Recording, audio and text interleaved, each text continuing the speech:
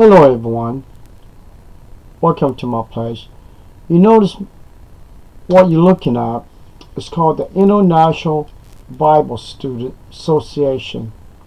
This is what Jehovah's Witnesses was called before 1931.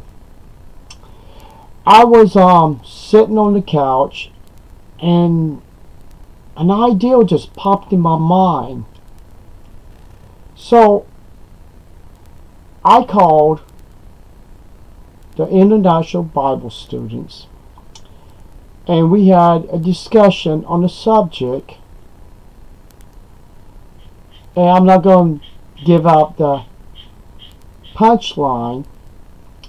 Let's just hear both of the conversation and then we'll talk about it.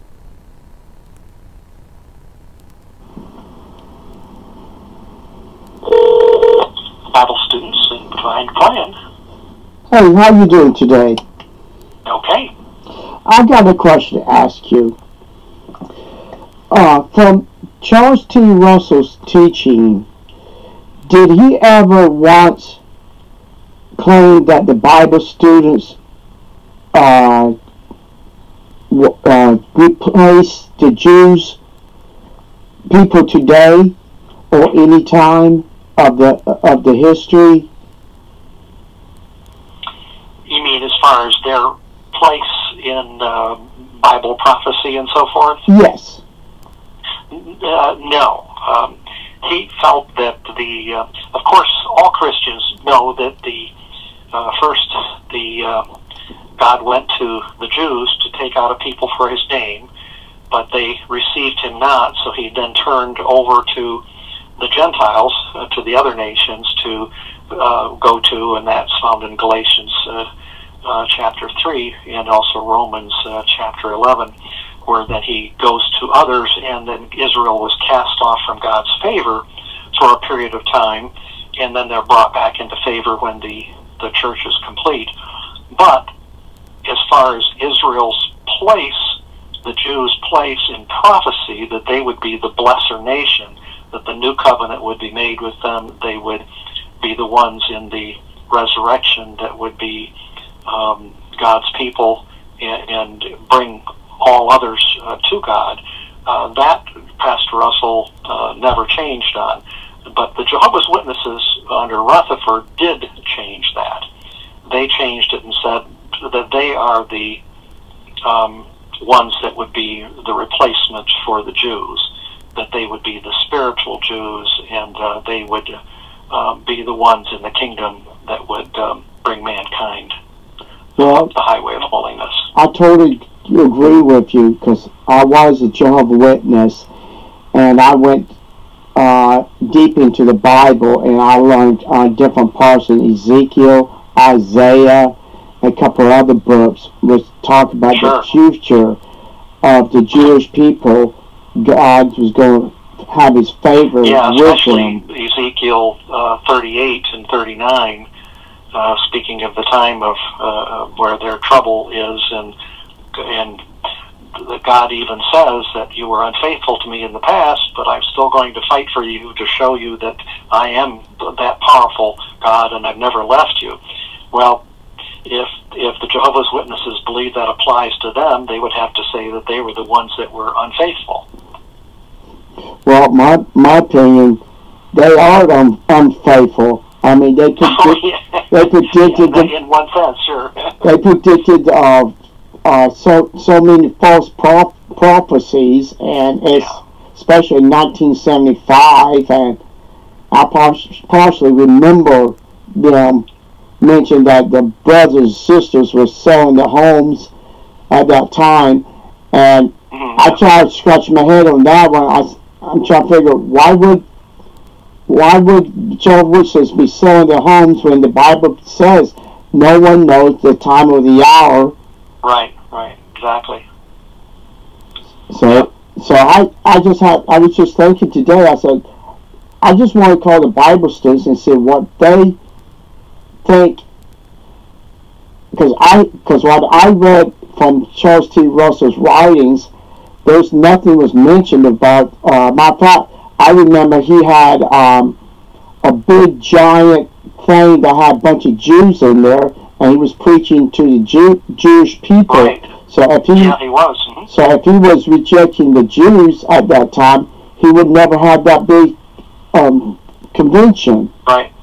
Right. He spoke to them at the Hippodrome, which is a big meeting hall in the East Coast in New York area, where he invited all the Jewish leaders there to listen to him. Yes, I seen the picture of that in one of y'all books, and it was huge. So yeah. And I remember he even wrote a book about the Jewish people.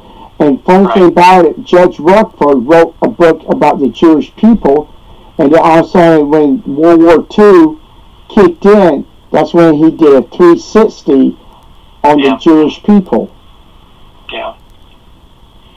So, well, I just want to know, y'all thoughts, because I do YouTube channels and against Jehovah's Witnesses, and because I'm trying to get people to wake up from this false religion, and so I figure if I call y'all and get y'all say what Charles T. Russell's teaching, maybe I can get Jehovah's Witnesses to listen to this and hear the truth from y'all, to see that Judge Rutherford, like you said, was the one who did basically the 360 of changing what Charles T. Russell was preaching.